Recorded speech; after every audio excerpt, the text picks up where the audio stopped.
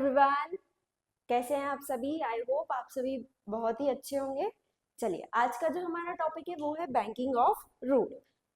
In general जब भी हम टर्न लेते हैं तो आपने देखा होगा हमारे रोड पे कोई बैंक नहीं होता है। बैंक मतलब क्या कि थोड़ा सा भी रोड में लेवल ऊपर नीचे नहीं होता है।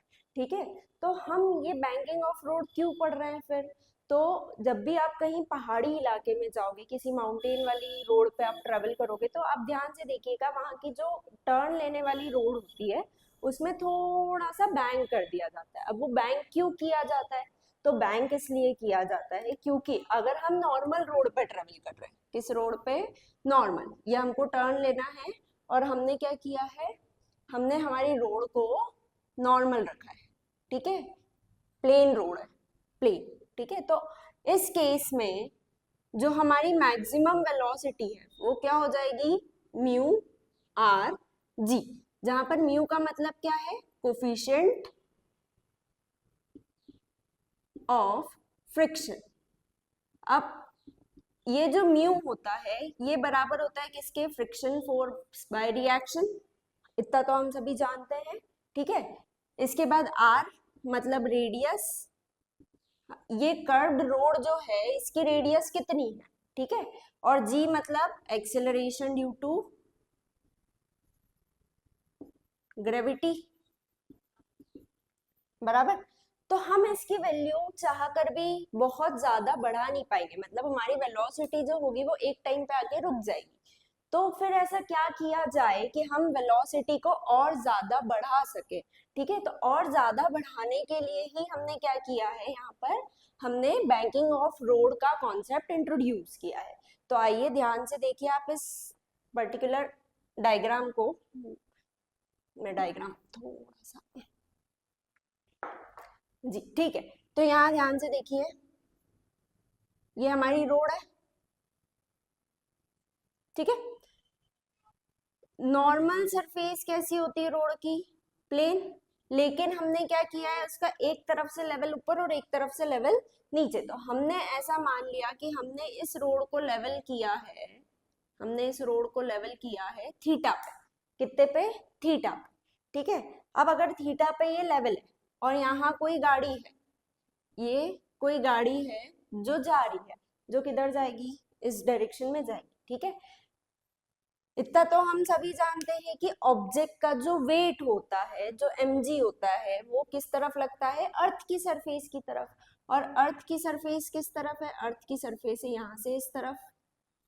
जो रिएक्शन होता है वो कांटेक्ट में जो सरफेस आ रही है उसके परपेंडिकुलर। तो कांटेक्ट में ये वाली सरफेस आ रही है, इसके क्या हो जाएगा?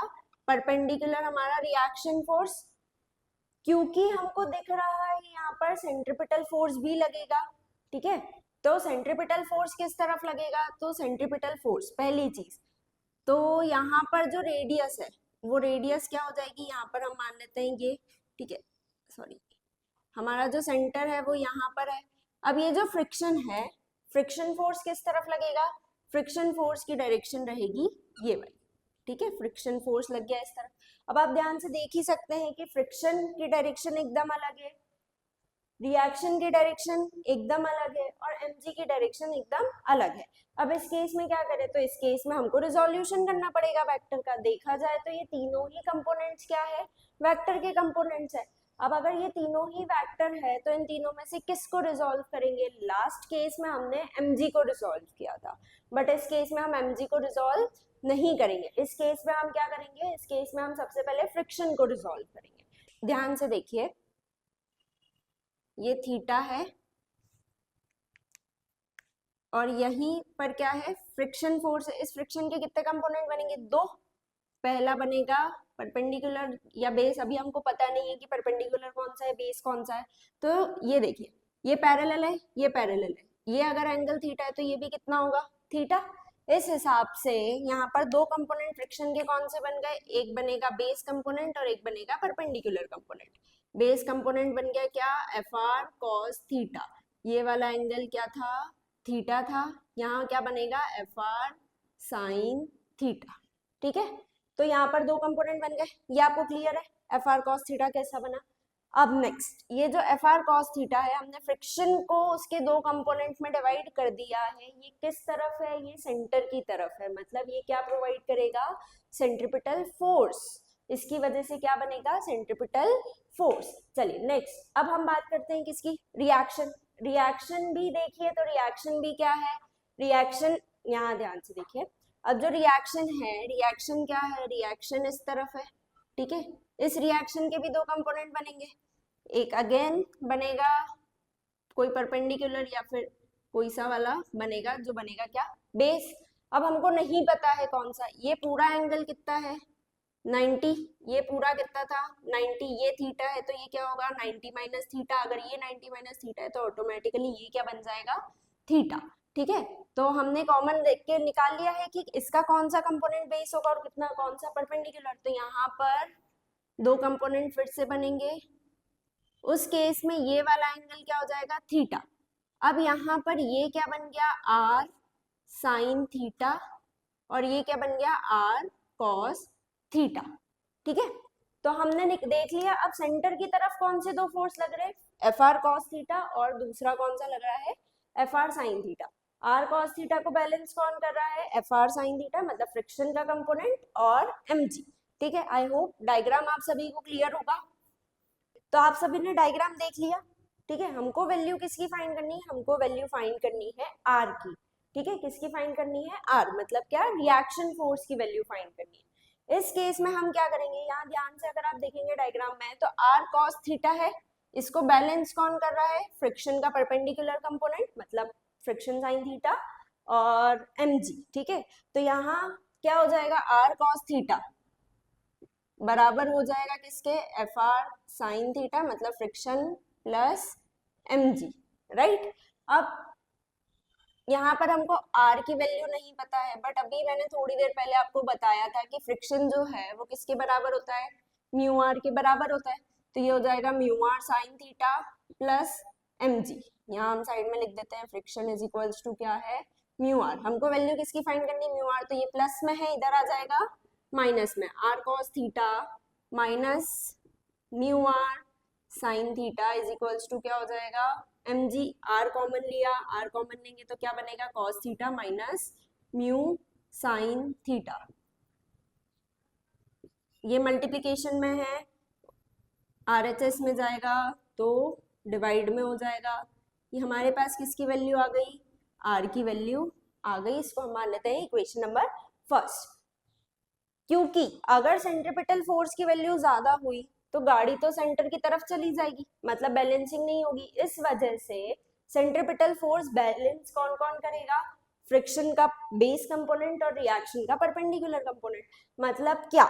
मतलब ये कि जो भी हमारा सेंट्रिपिटल फोर्स है वो लेस देन और इक्वल्स टू होना चाहिए किसके? फ्रिक्शन के cos theta plus R sine theta के, ठीक है। लेस देन इक्वल्स टू इसलिए लिया क्योंकि हम मैक्सिमम वेलोसिटी की बात भी करने वाले हैं।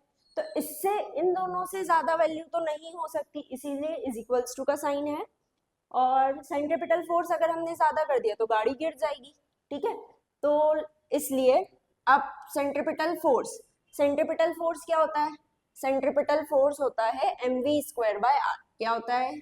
M V square by R. R क्या है? रेडियस है। इस कर्व्ड पाथ की क्या है? रेडियस है।